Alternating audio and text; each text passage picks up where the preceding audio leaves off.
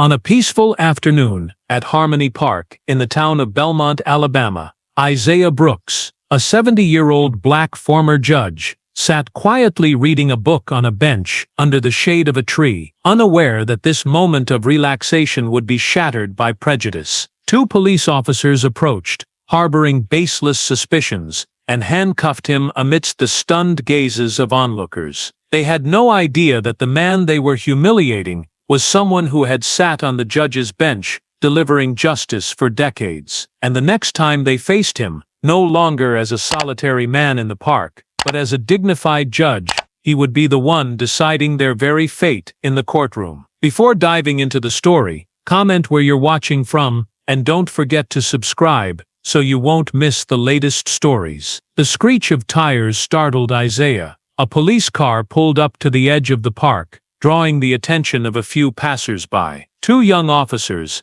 Caleb Holt and Ethan Ward, stepped out, their expressions stern. Holt, tall with a sharp gaze, scanned the park before locking eyes on Isaiah, the only person sitting alone. Ward, younger, followed behind, his hand resting lightly on his belt. They marched straight toward him. "You there," Holt called out loudly, his voice laced with suspicion rather than concern. "We need to talk to you for a minute." Isaiah looked up, carefully closing his book. "Yes, officers," he replied, his voice deep and calm. "How can I assist you?" Holt didn't acknowledge the courtesy. "We got a report about suspicious activity around here," he said, his eyes fixed on Isaiah. "What are you doing here?" Isaiah frowned, slightly taken aback. "Suspicious activity? I'm just sitting here reading a book," he answered, holding up the book as proof. Ward stepped closer, his tone curt. "We got a call about an issue in this area. What are you doing? Speak up."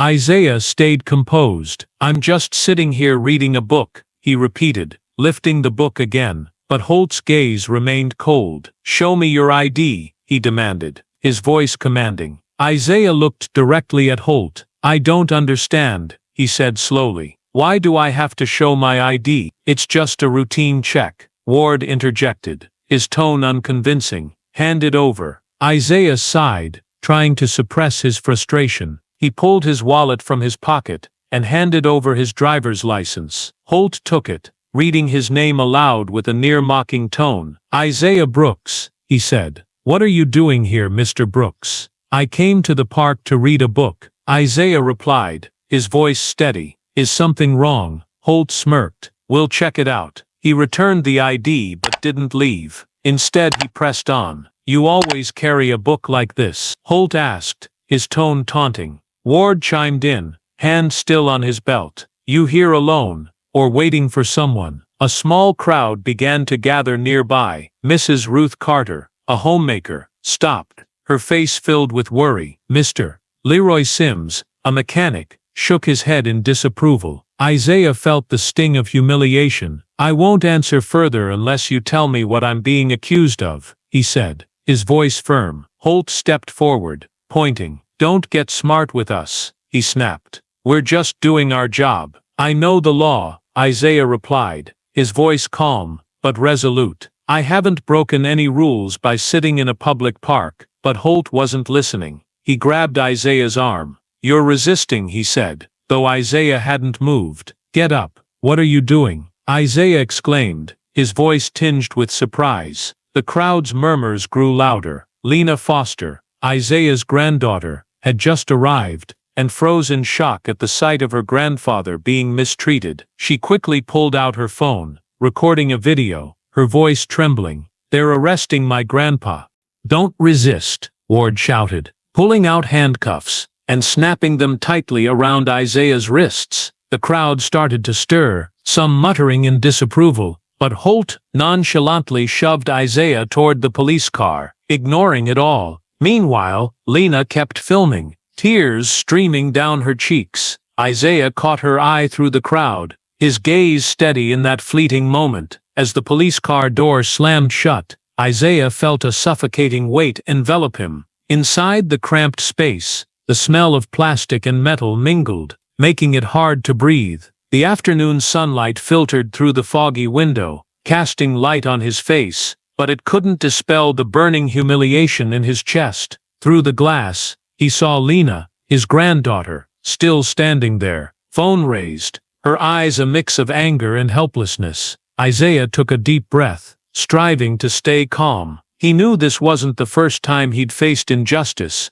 but this time, it struck a deep, buried pain he thought he'd long suppressed. Caleb Holt sat in the front, gripping the steering wheel tightly, silent. Ethan Ward, beside him, glanced at Isaiah through the rearview mirror but quickly looked away. The police radio crackled, interspersed with short commands, breaking the oppressive silence. Isaiah gazed out, his eyes tracing the familiar streets of Belmont. He'd lived here his whole life, walked these roads as a lawyer, a judge, a fighter for justice, but now, he was just an old man in handcuffs, treated like a criminal, simply for reading a book in the park. The car stopped in front of the Belmont police station, a low building with gray concrete walls. Holt opened the door, motioning for Isaiah to step out. "Let's go," he said brusquely. Isaiah emerged, his wrists aching from the tight cuffs. He kept his back straight, his gaze unwavering, though each step felt like a reminder of the injustice unfolding. Ward followed behind, silent,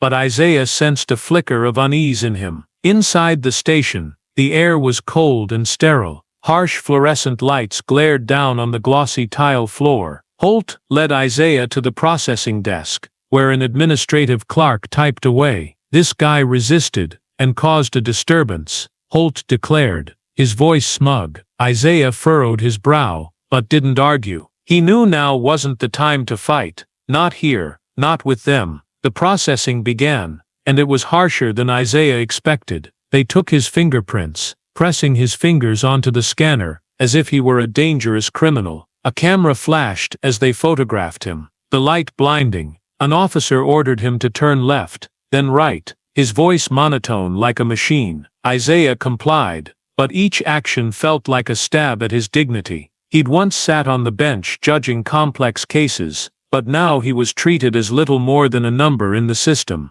They led him to a small holding cell, its gray walls and icy floor stark. The metal door slammed shut, the lock clicking with a hollow sound. "Get comfortable," Holt said, his tone mocking before turning away. Ward lingered for a second, as if wanting to say something, then left too. Isaiah sat on the hard bench, still handcuffed. He looked up at the ceiling, the flickering fluorescent light mocking him. In the stillness, Isaiah's mind drifted to the past. He recalled his days as a lawyer, standing up for the wrongfully accused, those crushed by the system, just because of their skin color. He thought of Nathan, his son, who'd lost his life in a police encounter 25 years ago. That boy, just 22, full of dreams, had been stripped of everything in a single unjust moment. The pain had never faded, and now it surged back, sharper than ever. Isaiah clenched his fists, trying to push the memory aside. He couldn't let it weaken him, not now. Meanwhile, outside, Lena didn't sit idle. She posted the arrest video on social media as soon as she left the park, her hands shaking as she typed, "My grandpa was arrested just for reading a book." The video spread rapidly, racking up hundreds of views in minutes. Belmont residents began sharing it, from Mrs. Ruth Carter texting friends to Mr. Leroy Sims recounting it at his garage. Pastor James Tate, a local minister, called Lena, promising support. But not everyone sided with Isaiah. Some whispered he must have done something to deserve it. Hours passed in the cell. Finally, a young officer opened the door, his voice flat. "Brooks, you're free to go." Isaiah stood, his wrists sore as the cuffs were removed. He was led to the lobby, where Lena waited, her eyes red but resolute. "Grandpa," she rushed forward, hugging him tightly. "I won't let this die down."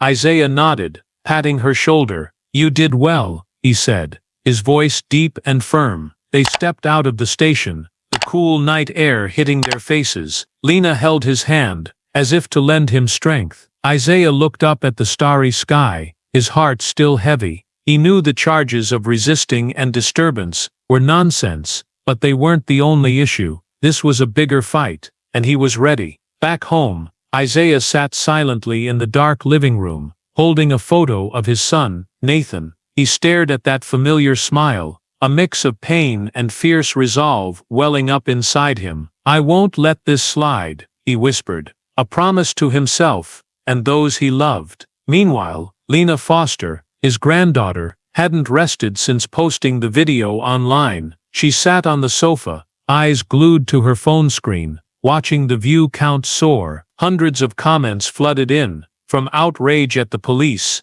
to support for Isaiah. Her grandpa was just reading a book, and they cuffed him, one wrote. "This is Belmont, not the last century," another added. But there were harsh comments too, claiming Isaiah must have done something to get arrested. Lena gripped her phone, holding back tears. She knew the truth, and she wouldn't let it be twisted. "Grandpa," Lena called, her voice full of determination. "The video's been shared over 1,000 times. People are talking about this all over Belmont." Isaiah looked up, offering a faint smile. "Good job, Lena, but we need more than shares. We need justice." He stood, walking to an old bookshelf, pulling out a stack of legal documents. He began outlining a plan to sue Caleb Holt, Ethan Ward, and the Belmont Police Department for discrimination and abuse of power. Isaiah didn't just want his honor back, he wanted to set a precedent so no one else would suffer as he had.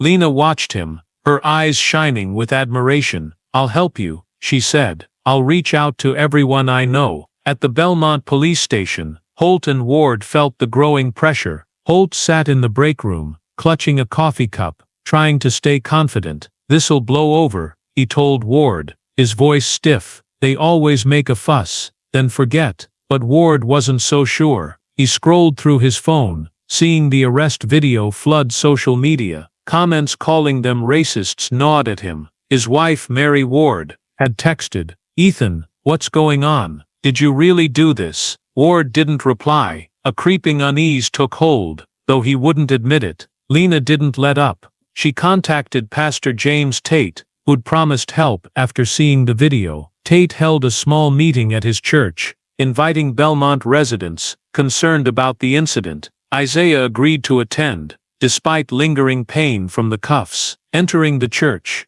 he saw dozens waiting, from Mrs. Ruth Carter, an eyewitness, to Mr. Leroy Sims, who retold the story with anger. A young woman, Jasmine Lee, stood up, introducing herself as a law student. "Mr. Brooks," she said, "we're behind you. This can't keep happening." Isaiah listened, warmed by the support. An elderly woman shared how her son was stopped by police for no reason. A young man recounted being threatened just for walking late at night. Their stories cut like knives, reminding Isaiah he wasn't alone. "Thank you all," he said, his voice deep and strong. "This isn't just my fight, it's ours." After the meeting, Isaiah returned home, working with Clara Hayes, a trusted former colleague and lawyer. Clara arrived, bringing coffee and an encouraging smile. "Isaiah," she said, "this won't be easy, but we've got the video, witnesses, and you, someone who knows the law better than anyone." They sat down, strategizing. Isaiah insisted the lawsuit target the police department, not just Holt and Ward. "They need to change how they operate," he said. "If not, they'll be more like me." Meanwhile, Belmont's community grew divided. At the local diner, some defended Holt and Ward, saying they were just doing their duty. "That old man must have provoked something," one grumbled. But others, especially those who'd faced injustice, sided with Isaiah. Mrs. Carter shared the video with friends, and Mr. Sims told customers about it. Lena got a message from a local reporter, asking if she and Isaiah would do an interview. She declined, knowing her grandfather preferred focusing on the legal fight over media. The pressure started hitting Holt and Ward. Their superiors ordered silence, but Holt grew angry, as colleagues avoided him. Ward, in a weak moment, re-watched the video, seeing Isaiah's steady gaze as he was cuffed. He wondered if they'd truly messed up.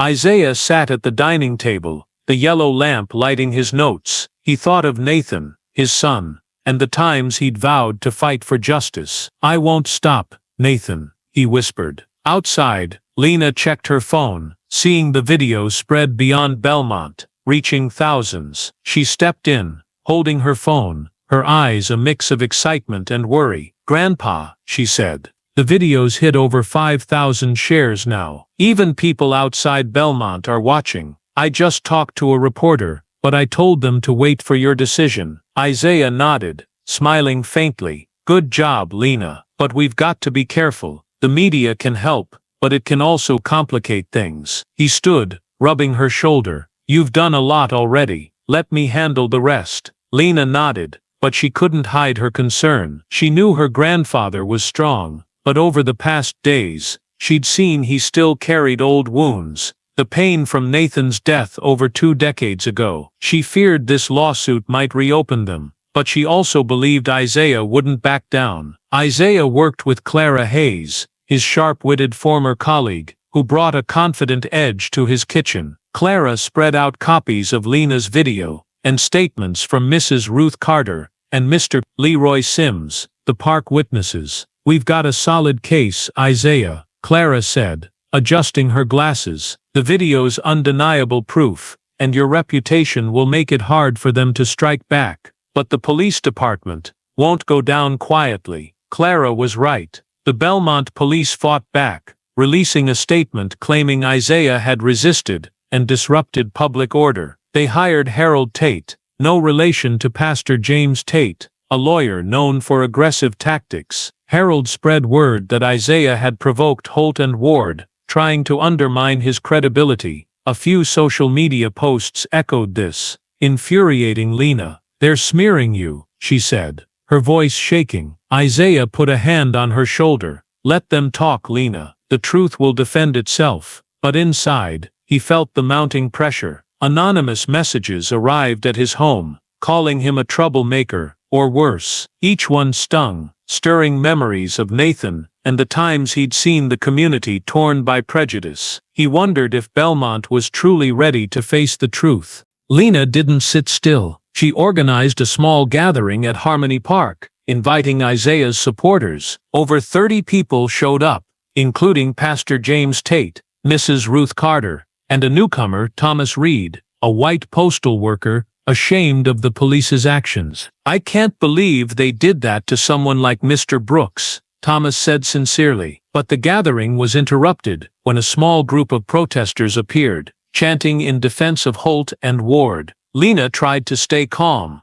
but she felt the tension in the air. Meanwhile, Holt and Ward faced growing strain. Holt stayed tough, but he noticed colleagues avoiding eye contact. At home, his wife, Lisa Holt, asked bluntly, "Caleb, do you really think he deserved that?" Holt brushed it off, but the question unsettled him. Ward was different. He couldn't stop replaying Isaiah's steady look as he was cuffed. Alone, he watched the video again, seeing Lena cry as she filmed. Regret crept in, but he wasn't ready to face it. Their superiors ordered them to stay quiet, but local media started asking questions. A reporter called the station, demanding comment on the video. Holt felt cornered, while Ward just wanted it all to end. That afternoon, Clara arrived at Isaiah's with surprising news. "Isaiah," she said, her voice a mix of shock and caution, "you've been assigned to judge an upcoming trial, and guess what? It's Holt and Ward,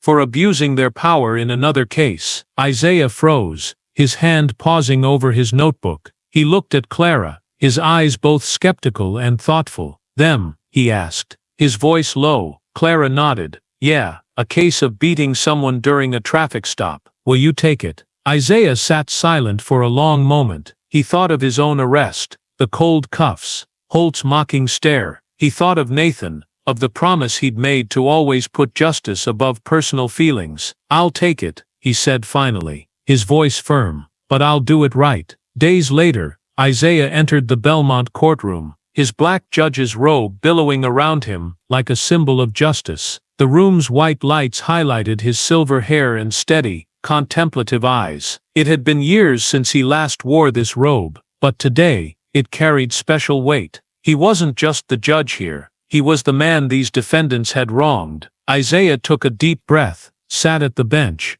and rested his hand lightly on the gavel. He knew he had to uphold fairness, despite the lingering memory of those cold cuffs at Harmony Park. The courtroom was packed. The wooden benches overflowed with Belmont residents, from Isaiah's supporters like Mrs. Ruth Carter and Mr. Leroy Sims, to curious onlookers, eager to see the outcome of this town-shaking case. Whispers filled the air as Isaiah appeared, but they hushed when he struck the gavel, starting the trial. This wasn't his lawsuit against Caleb Holt and Ethan Ward. That was a separate matter Clara Hayes was handling. Today, Holt and Ward faced charges for abusing their power in another incident, beating a young man, Malik Green, during a traffic stop months earlier. The side door opened, and Holt and Ward entered, in police uniforms, but without badges. Holt kept a hard face, his chin slightly raised in defiance, while Ward hung his head, walking slowly. They sat at the defense table beside Harold Tate, but when they looked up and saw Isaiah at the bench, both froze. Holt paled, gripping the chair arm, his eyes flashing panic. Ward's eyes widened, his mouth parting in disbelief, before he quickly looked down, avoiding Isaiah's gaze. Whispers rose again, but Isaiah banged the gavel, demanding order. The trial of Caleb Holt and Ethan Ward, for charges of abuse of power, begins, Isaiah declared, his voice deep and clear. He stared straight at the officers, unflinching. He knew they recognized him, the man they'd handcuffed and dragged from the park just for reading, but he wouldn't let personal feelings sway him. This was the law, and he'd enforce it.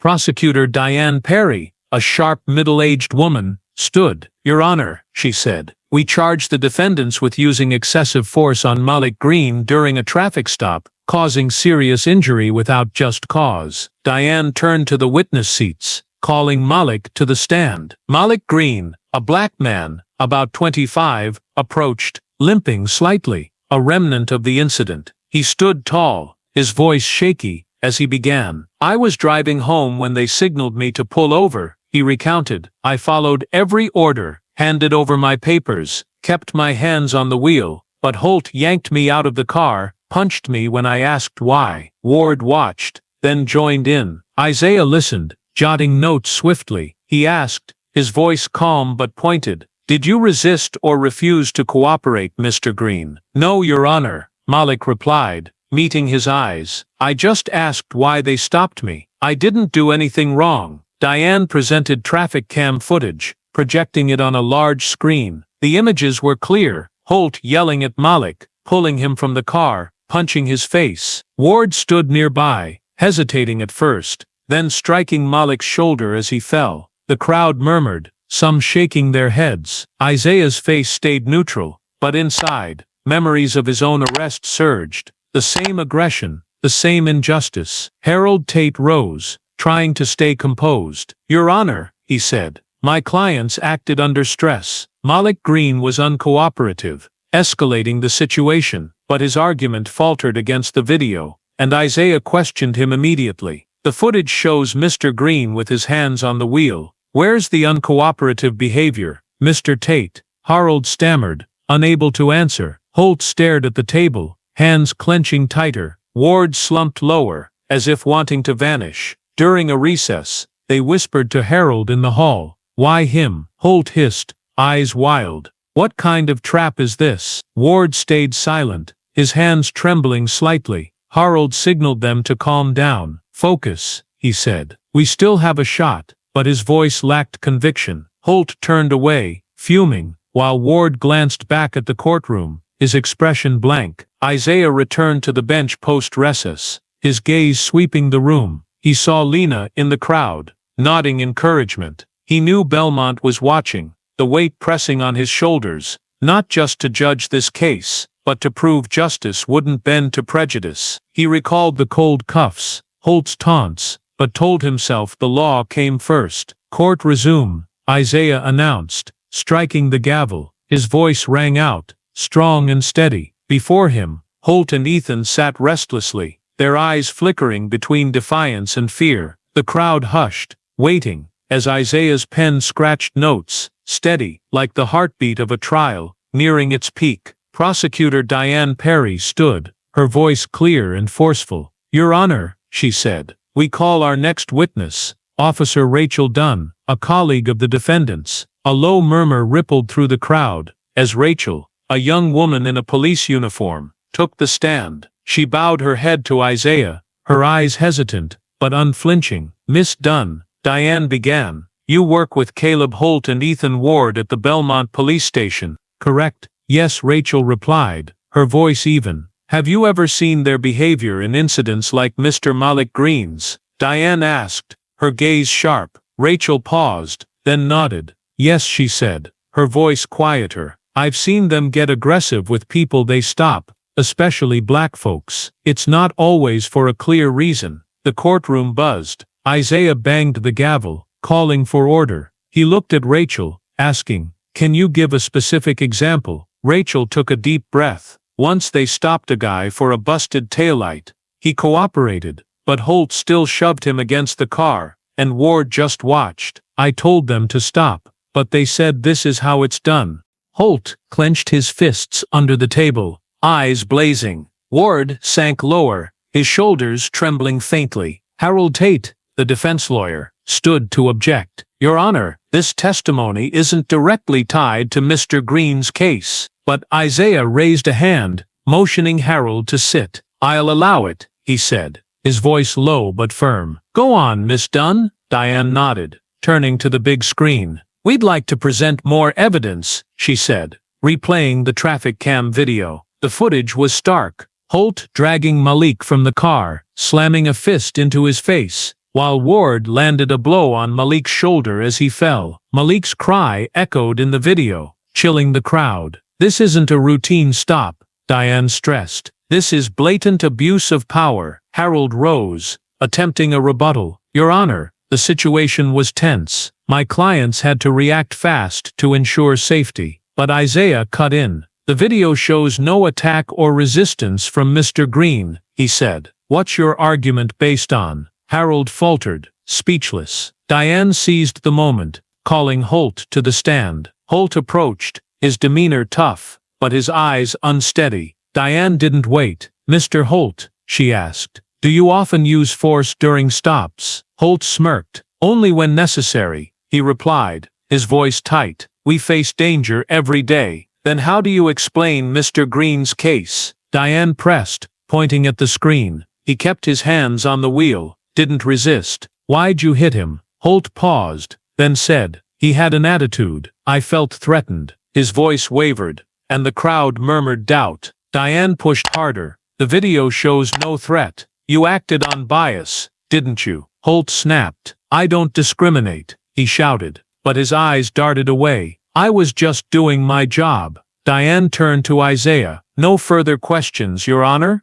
Isaiah nodded, watching Holt return to his seat, his face now rattled. Next Ward was called. He shuffled forward, head down, hands shaking. Diane asked gently, "Mr. Ward, what do you have to say about this?" Ward hesitated, then looked at Malik. "I sorry," he said, his voice breaking. "I didn't want to." Holt led, and I just followed. "I was wrong." The courtroom erupted in murmurs, some clapping. Isaiah banged the gavel, maintaining order, but inside, a spark of hope flickered. Harold tried to recover. "Your Honor, Mr. Ward's young, swayed by circumstance." But Isaiah didn't reply, just added to his notes. He looked at Ward, seeing regret in his eyes, then at Holt, still clinging to his bravado, despite cracking. Diane wrapped up her argument. "Your Honor," she said, "the evidence and testimony prove the defendants abused their power, acting on prejudice.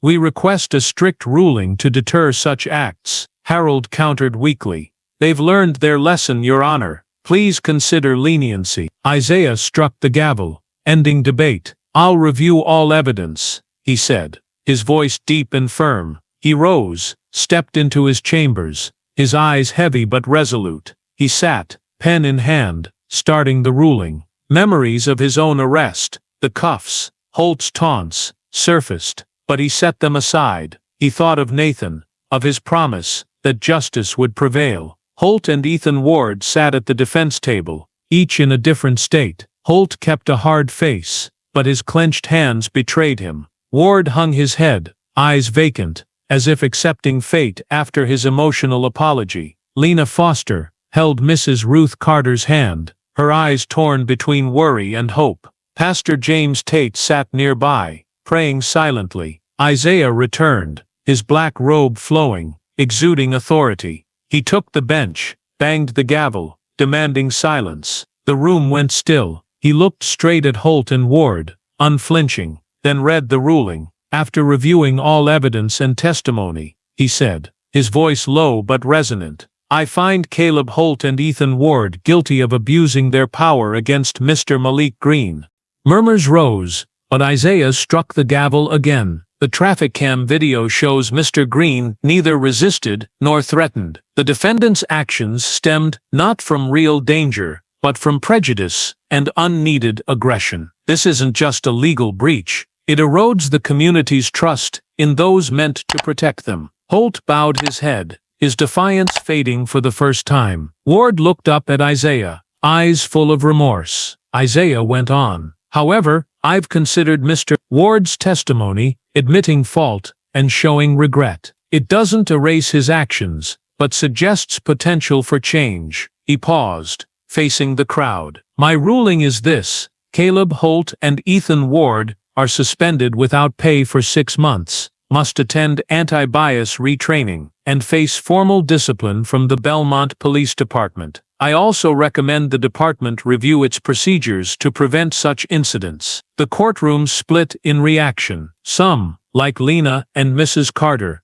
clapped, pleased with the verdict. Others muttered it was too lenient. Harold Tate rose to object, but Isaiah raised a hand. The ruling stands, he said, unyielding. Holt glared at Harold, angry but powerless. Ward whispered to the lawyer, then bowed his head again. The trial ended. The crowd dispersed, leaving quiet. As Holt and Ward were led out, Ward turned back, approaching Isaiah, as he gathered papers. Judge Brooks, he said, voice trembling, I'm sorry about the park. I really regret it. Isaiah looked at Ward, his gaze softening slightly. An apology's a start, he replied. Your actions will prove it, not your words. Ward nodded and left, his shoulders slumped. Lena rushed over, hugging Isaiah tight. You did it, she said, tears on her cheeks. Isaiah patted her shoulder, smiling faintly. We did it, Lena. But he knew this victory was just part of a larger battle. That night,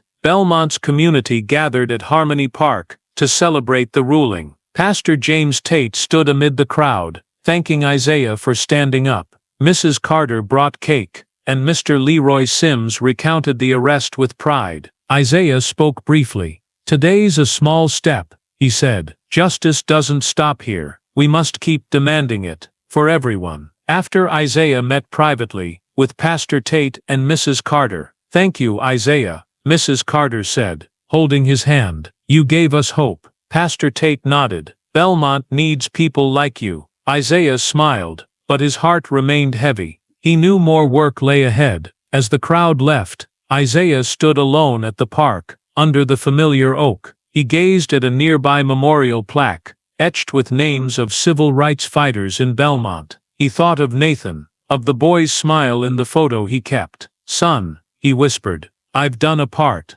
A cool breeze passed, as if carrying approval from the past. Lena joined him, standing close. You okay? She asked. Isaiah nodded. I'm fine, Lena, but this isn't the end. He looked at the starry sky. Today's ruling was a win, but a reminder that justice is a long journey. He held Lena's hand, drawing strength from her, the community, and himself. The Belmont police couldn't ignore Isaiah's ruling. Under pressure from the community and local media, they began changes. An anti-bias retraining course was set for all staff, including Holt and Ward, as a condition for returning after suspension. Some officers scoffed, calling it formality, but Isaiah heard from Clara Hayes that a few like Rachel Dunn backed reform. They're starting to rethink their ways, Clara said over the phone. Not everyone, but it's a start. Isaiah's story spread beyond Belmont. Lena Foster, with her persistence, wrote a detailed article about her grandfather's arrest and the trial. Published in a local paper, it drew thousands of online reads. She described how Isaiah was cuffed just for reading, how he fought for justice, and how he judged Holt and Ward with unexpected fairness. "Truth is the strongest weapon," Lena wrote. The piece not only made waves but sparked talks on justice and bias in nearby towns. Lena entered the room, holding a fresh newspaper. "Grandpa," she said, excited, "my article just got picked up by a bigger paper. They want to interview you." Isaiah smiled, setting Nathan's photo down. "Great work, Lena," he said. "But I don't need an interview. This story belongs to the whole community, not just me." Post-ruling, Holt and Ward took different paths. Holt returned to the station after suspension, joining retraining reluctantly, but alone at home some nights. He rewatched the videos of Isaiah's and Malik Green's arrests. Lisa, his wife, had asked, "Do you really think you were right, Caleb?" The question haunted him, and though he didn't admit it aloud, Holt began questioning himself. Ward chose otherwise. After his courtroom apology, he requested a transfer to a smaller town, wanting a fresh start. He sent Isaiah a short letter, vowing to do right, as advised. Isaiah read it, nodded slightly, and tucked it away. Isaiah didn't rest after the trial. He started joining meetings at Pastor James Tate's church, sharing his experiences with the youth. Malik Green, the trial's victim, often attended, his eyes bright as he spoke of becoming a lawyer. Jasmine Lee, the law student who'd supported Isaiah, came too, noting his every word. "Mr. Brooks," she said once, "you make me believe the law can change things." Isaiah smiled. "It can, if we don't give up." One afternoon, Isaiah returned to Harmony Park, sitting on the familiar wooden bench. He brought his law book but didn't read. Instead, he watched kids play, families stroll, feeling a peace he hadn't known since the arrest. A boy ran up, curious. "Are you a judge, mister?" Isaiah nodded. "Yes." The boy grinned. "What's justice?" Isaiah paused, then said, "It's when truth is heard, and people are treated fairly." The boy nodded, and dashed off. Isaiah watched, his heart warmed. He thought of Nathan, what he might have become if justice had come sooner. But he didn't let that pain drag him down. Instead, he saw hope in the new generation. Lena, Malik, Jasmine, those who'd carry on the fight he'd begun. Lena joined him, sitting close. "What you thinking?" she asked. Isaiah looked at her, eyes gentle. "About my son, you, Belmont. We've done something, Lena, but there's more ahead." She took his hand. "I'll be here with you," she said. Isaiah nodded, feeling strength from her, the community, himself. They sat under the oak, watching the sunset. Golden light stretched across the park, like a promise of better days. As night fell, Isaiah stood, book in hand. He gazed at the stars, whispering to Nathan, "I'm doing what you'd want, son." A cool breeze blew, bringing calm. He walked off with Lena, their figures blending into the twilight, carrying hope that justice, though slow, would keep moving forward, not just for Belmont, but for all who believe in truth. The story of Isaiah Brooks, in Racist Cops. Arrest a black old man, stunned, when he's the judge presiding over their case, deeply reflects social issues still present in the U.S. today, especially racial tension, police abuse of power, and the struggle for justice. Set in Belmont, Alabama, a fictional southern town, it portrays Isaiah's unjust arrest, a 70-year-old black judge, simply for reading in Harmony Park, an innocent act twisted into suspicious activity by young officers Caleb Holt and Ethan Ward, due to racial bias. Isaiah's journey from victim to judge over those who arrested him, alongside Lena's viral video and community unity, mirrors real-world movements like Black Lives Matter, where technology and collective support expose injustice. Isaiah's ruling, suspending Holt and Ward, mandating retraining, shows a balance of punishment and reform, akin to ongoing U.S. police reform debates. The lesson here isn't just perseverance against injustice, but taking concrete steps to change the system. Isaiah didn't stay silent or seek revenge. He used his legal expertise and judicial role to hold Holt and Ward accountable, while pushing Belmont's police to reform. Lena, with her video and article, highlights the power of documenting and sharing truth, a potent tactic in today's America, where social media amplifies individual voices. For Americans now, The takeaway is use available tools from law to tech to confront injustice, yet aim for fairness, as Isaiah did by accepting Ward's apology without excusing his duty. Belmont's unity at Harmony Park shows real change needs collective will, not just from victims, but from allies like Thomas Reed, a white man who spoke up. In real life, stand up, record, and act together. That's how personal pain becomes shared hope. Please subscribe to follow justice journeys like Isaiah Brooks's, and thank you for joining us in this tale of truth and hope in Belmont. See you in the next video, where we'll keep exploring life's lessons.